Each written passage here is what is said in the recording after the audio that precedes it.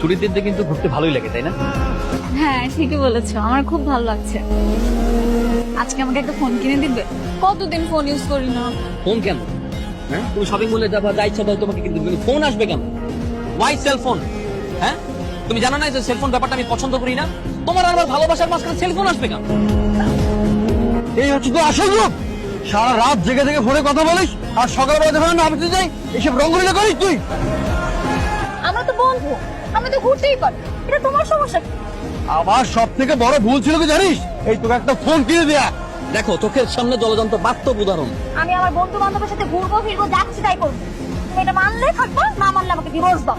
শুধুমাত্র একটা সেলফোনের জন্য একটা সংসারের ডিভোর্স হয়ে যাচ্ছে। এখন ডিভোর্স ফাইন, তুই তোর ডিভোর্স পেয়ে যাবি। কালকের মধ্যে আমি তোকে সবকিছু পাঠিয়ে দেবো।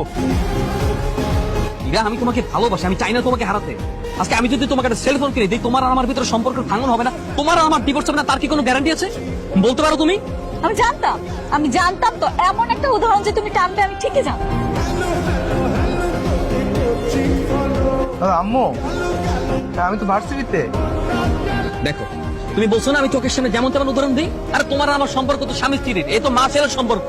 আরেকবার আর বউ নিয়ে ভেঙে গেছে, অথচ মা ফোন দিছে, বলতেছে সে নাকি ভার্সিটিতে আছে। দেখো দেখো সমাজ কোথায় গেছে, সামাজিক অবক্ষয়টা দেখো। আচ্ছা ঠিক আছে, আল্লাহর রাস্তে তুমি কথা বলা বন্ধ করো, এভাবে ঝগড়া করো না আমার সাথে রাস্তায়। চলো বাসায় যাই। চলো। আহা মা, এত টেনশন করার কি আছে? আমি তো ঠিক আছি, তাই না? সবকিছু ঠিকঠাকই আছে, আমি তোমাকে ঠিক মতো সবকিছু জানাবো। ভাই, ভাবিকে বলুন না একটু ফোনটা রাখতে, আমি বের হবো, আমার দেরি হয়ে যাচ্ছে। মানে ভাবি, আমার মনে হয় কি ওর মায়ের সাথে কোনো জরুরি ব্যাপারে কথা বলছি। আপনি কিছুক্ষণ ধৈর্য ধরুন, অপেক্ষা করুন না, এখনই শেষ হয়ে যাবে, আমি বলছি। এটা কোনো কথা বলেন? রোজ রোজ যদি এইভাবে অত্যাচার করতে থাকেন তাহলে হবে বলেন? আপনারা এই যুগের স্মার্ট মানুষ, অথচ মোবাইল ব্যবহার করেন না, এটা কোনো কথা? আমাদের ভাবি বুঝতে পেরেছি আসলে আমার আপনার সমস্যা আছে তো, তাই আর কি মতো মোবাইল ফোন কেনা হয়। আচ্ছা মা, ঠিক আছে, এখন রাখছি তাহলে। হ্যাঁ,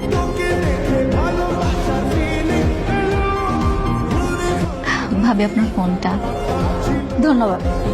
ঠিক আছে, শুনুন ভাবি, আপনাকে একটা কথা বলি, কিছু মনে করবেন না।